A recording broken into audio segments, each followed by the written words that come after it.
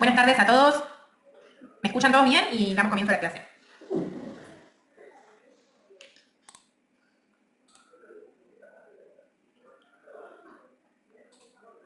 Perfecto. Mi nombre es Eure Florencia, yo soy residente de cuarto año de Clínica Médica y en el día de hoy vamos a charlar sobre la prevención cardiovascular primaria, fundamentalmente el rol de las estatinas y la aspirina. Un poco para que entendamos el porqué de la importancia de esta charla.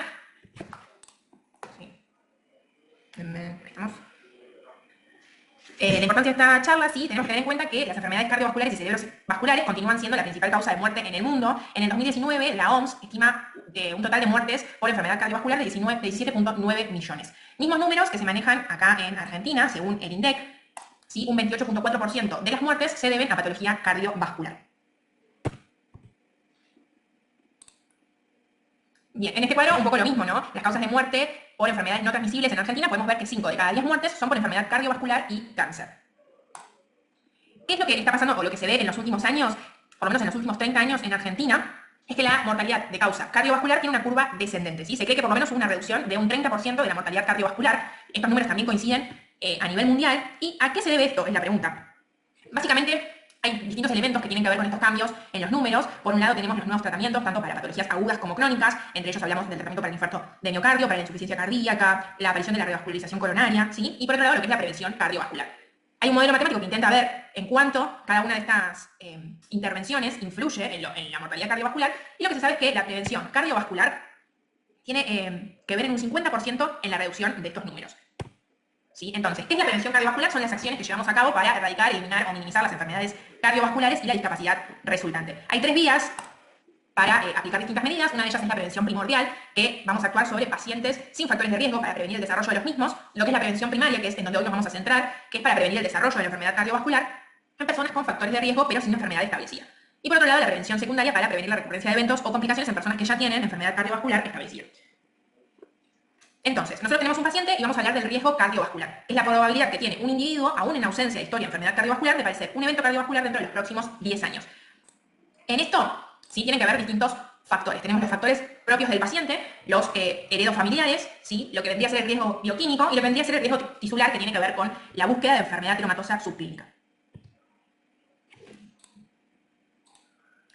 Cuando hablamos de riesgo cardiovascular, ¿sí? Existen distintos modelos que intentan estratificar para determinar distintas poblaciones que tienen mayor probabilidad de sufrir eventos y, en consecuencia, administrar las intervenciones más adecuadas para esa población. Estos modelos están orientados justamente a pacientes que no tienen enfermedad cardiovascular establecida, es decir, para poder realizar prevención primaria. ¿Qué tenemos que tener en cuenta con estos scores de riesgo? Imaginen esta pirámide y en la punta de la pirámide tenemos los pacientes de alto riesgo, es decir, aquellos que tienen enfermedad vascular establecida. En la base de la pirámide tenemos pacientes jóvenes, que en general no tienen factores de riesgo, y en el medio encontramos a los pacientes con algún factor de riesgo. Es sobre ellos sobre los cuales vamos a explicar estos scores, ¿sí? Que son sistemas de puntuación, modelos de riesgo que evalúan el efecto combinado de los factores individuales. Y lo que evalúan es la mortalidad cardiovascular por infarto y por ACV a 10 años. Hay distintos modelos que la mayoría está destinada a la población americana o europea, ¿sí? Y no son trasladables a otros contextos. Estos determinan poblaciones con alto riesgo sobre las cuales se van a realizar las distintas intervenciones. Los más utilizados son el europeo, el americano y el de la OMS. ¿Qué tiene de particular el de la OMS? Que es uno que está adaptado a nuestra población, ¿sí? Está realizado con tablas, con datos locales y contemporáneos. El de la OMS particularmente va a tener en cuenta la edad, el sexo, el antecedente de tabaquismo, la presión arterial, los niveles de colesterol, si es que los conocemos, si no nos pide peso y altura, y después nos pregunta si tiene diabetes, enfermedad renal crónica o enfermedad cardiovascular, que estos 3 últimos puntos nos hablarían de un paciente de alto riesgo. Pero, a la vez, como estoy mencionando, estos scores tienen factores de riesgo clásicos y cada uno de ellos deja fuera algún otro factor de riesgo, alguna otra variable, ¿sí? Que se los denomina factores de riesgo no convencionales y que la Sociedad Argentina de Cardiología los nombra como moduladores de riesgo. Estos nos van a poder ayudar a reclasificar individuos de bajo riesgo, ¿sí? Entre ellos vamos a mencionar los antecedentes familiares, ¿sí? Que es la enfermedad cardiovascular prematura en familiares de primer grado, hombres menores de 55 años y mujeres menores de 65 años. Esto va a estar relacionado con un alto riesgo de un aumento del riesgo de muerte entre un 20 a un 50%. Después lo que son los antecedentes gestacionales, ¿sí? El bajo peso al nacer o el nacimiento prematuro está relacionado con un mayor riesgo de desarrollar hipertensión. Lo que es la diabetes gestacional se asocia con un aumento de 9 veces de sufrir diabetes fuera del periodo gestacional. Los trastornos hipertensivos asociados al embarazo aumentan el riesgo de cardiopatía isquémica, insuficiencia cardíaca, estenosis valvular aórtica e insuficiencia mitral. Otros a tener en cuenta es la inflamación crónica, el síndrome de apneas obstructivas del sueño, ¿sí? Que las apneas graves se asocian con un aumento de la mortalidad de cualquier causa del 50%, duplican los eventos coronarios y el ACV y triplican la muerte de causa cardíaca. El cáncer, ¿sí? La enfermedad cardiovascular continúa siendo una causa importante de muerte en estos pacientes, además el riesgo protrombótico asociado y por otro lado el impacto de las drogas que se utilizan en los tratamientos. el estrés, la enfermedad renal crónica y la fragilidad, ¿sí? La edad per se es un factor de riesgo, pero aparte todas las comorbilidades que vienen con la edad avanzada que implican una mayor vulnerabilidad al efecto aterotrombótico del resto de los factores de riesgo.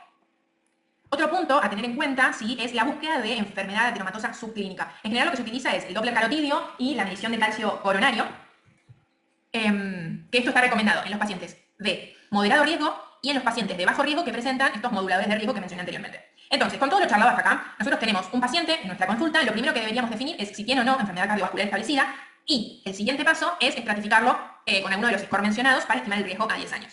Si nosotros nos da un paciente de bajo riesgo, deberíamos ver si tiene algún modulador de riesgo, ¿sí?, y en caso de que estén presentes, hacemos búsqueda de la ateromatosis subclínica. Y según los resultados, lo podemos recategorizar en alto riesgo. En caso de moderado riesgo, buscamos ateromatosis subclínica con el mismo fin, recategorizar a alto riesgo. Una alternativa que propone la Sociedad Argentina de Cardiología, si no contamos con el tiempo suficiente para realizar los scores, pero que no perdamos la oportunidad de evaluar el riesgo cardiovascular del paciente, es el conteo de factores de riesgo, ¿sí? La presencia de 3 factores de riesgo se podría asumir como un equivalente a alto riesgo, ya que cuadriplica la chance de eventos cardiovasculares respecto a la presencia aislada de un factor de riesgo.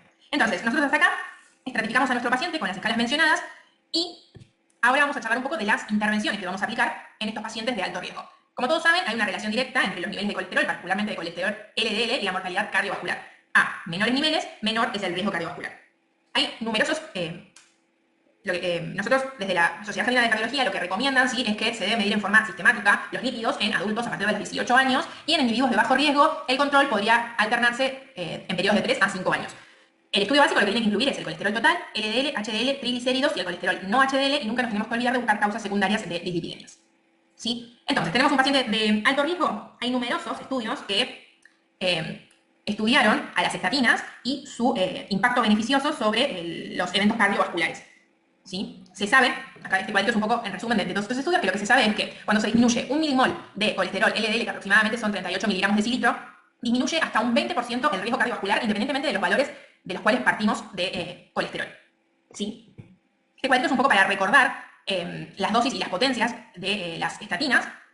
Y ahora vamos a charlar un poco de lo que son particularmente las recomendaciones, ¿sí? Lo que tenemos son distintas poblaciones con distintas indicaciones. Si nosotros tenemos un paciente de 40 a 69 años que no tiene enfermedad cardiovascular establecida, lo que vamos a hacer es estratificarlo con los scores que mencioné anteriormente, ¿sí? Y si tiene un riesgo cardiovascular global mayor o igual al 10% a 10 años, tendría indicación de estatinas de intensidad moderada. Si no tenemos este cálculo, lo que podemos hacer es ver si tiene al menos 2 de los siguientes factores de riesgo, que es el sexo masculino, hipercolesterolemia, valores de LDL mayor a 160 y de colesterol total mayor a 240, hipertensión, si tienes obesidad o sobrepeso, antecedentes de tabaquismo, antecedentes de enfermedad cardiovascular precoz en familiares de primer grado o menopausia antes de los 40 años, ¿sí? Este grupo es el que tiene indicación de estatinas de intensidad moderada. Otro grupo es los pacientes que tienen valores de LDL mayor o igual a 190 o colesterol total igual o mayor a 300 miligramos de cilitro, que se recomienda estatinas de moderada a alta intensidad. Por otro lado tenemos los adultos con diabetes pero sin enfermedad cardiovascular establecida, que en este caso vamos a utilizar estatinas de intensidad moderada. Personas de 40 años o más que tienen una enfermedad renal crónica en estadios avanzados pero no dialíticos, en estos están recomendadas las estatinas de moderada intensidad. Y los pacientes que dializan, ¿sí?, desde la Sociedad Argentina de Cardiología se sugiere no iniciar estatinas, ya que si bien reducen los niveles de colesterol y colesterol LDL, es muy probablemente que no reduzcan los eventos cardiovasculares y la mortalidad. Esto en cuanto a las estatinas. Por otro lado, tenemos los mayores de 70 años que no tienen enfermedad cardiovascular ni tampoco diabetes y que aún no reciben estatinas, que tienen una expectativa de vida mayor a 3 años. Ellos, si presentan 2 o más de los siguientes factores de riesgo, que son hipercolesterolemia, hipertensión, obesidad o sobrepeso o antecedentes de tabaquismo, tendrían recomendado el inicio de estatinas de moderada intensidad. Hasta acá el rol de las estatinas, que como vemos es algo que está estudiado, está comprobado y es una medida que ha tenido buenos resultados en la disminución del riesgo cardiovascular. Ahora vamos a charlar un poco de lo que es la aspirina, que la realidad es que a lo largo de los años su uso es controvertido. Hay muchísimos estudios, uno de estos, que es el que tenemos acá, que es un metaanálisis publicado por el Antithrombotic Trials Group, ¿sí?, que reúne 6 ensayos aleatorizados en prevención primaria, un total de 95.000 pacientes con un riesgo cardiovascular, con factores de riesgo cardiovascular, y lo que se ve es que hay una disminución de la tasa de eventos cardiovasculares, pero este beneficio es contrabalanceado por un aumento de los eventos de sangrado gastrointestinal y extracraneales. Posteriormente, en 2016, hay 3 ensayos, ¿sí?, vamos a charlar un poco, que lo que hacen son ensayos clínicos aleatorizados en distintas poblaciones y están dirigidos a evaluar si en algún subgrupo se puede obtener beneficio del tratamiento preventivo con aspirina. Estos estudios son el primero, que es el ARRIVE, que son hombres mayores de 55 años con 2 factores de riesgo y mujeres mayores de 60 con 3 factores de riesgo, y estos factores de riesgo son hipercolesterolemia, tabaquismo, hipertensión, un familiar de primer grado con enfermedad cardiovascular precoz. El siguiente, que es el ASCEND, que estudia la prevención primaria en pacientes diabéticos mayores de 40 años. El tercero es el ASPRI, que estudia la prevención primaria en pacientes mayores de 70 años. En estos 3 estudios se vio lo mismo. Hay una reducción cardiovascular no significativa con un aumento de los eventos de sangrado. Después hay otro estudio, que es un metaanálisis de Seido y colaboradores, que estudia la prevención primaria en pacientes diabéticos. En este se vio lo mismo, que hay una pequeña disminución de la mortalidad cardiovascular, pero a diferencia de los anteriores no se dejó en evidencia un aumento de los eventos de sangrado. ¿Sí? Por lo que, con estos resultados, ¿sí? En la mayoría de los casos, esta intervención tiene un balance neutro o negativo. ¿Sí? Las distintas sociedades, si vamos a ver las recomendaciones de las distintas sociedades, lo que es la Sociedad Americana en 2019, considera que se pueden indicar dosis bajas de aspirina en personas seleccionadas de 40 a 70 años con muy alto riesgo cardiovascular y bajo riesgo de sangrado, pero no lo indican en forma rutinaria en mayores de 70 ni en personas con alto riesgo de sangrado. En lo que es la Sociedad Europea, en 2021, no recomienda utilizar aspirina en ningún paciente, ni diabético, ni en la población en general. La Sociedad Escocesa tampoco recomienda la aspirina en prevención primaria para ningún caso, y nuestra Sociedad Argentina lo que indica es no uso rutinario de aspirina en prevención primaria, pero también habla de este grupo entre 40 y 70 años con alto riesgo isquémico y bajo riesgo de sangrado que podría considerarse el uso de aspirina. Y en estos individuos podríamos considerar la búsqueda de ateromatosis subclínica para poder definir la indicación de la misma. ¿Sí? Entonces, en conclusión, sí, con todo el material que hoy en día contamos, la recomendación fundamental es prevención primaria con estatinas en pacientes de alto riesgo y el no uso de aspirinas como prevención primaria. ¿Sí? Así que no sé si tienen alguna duda, consulta con lo que estamos charlando.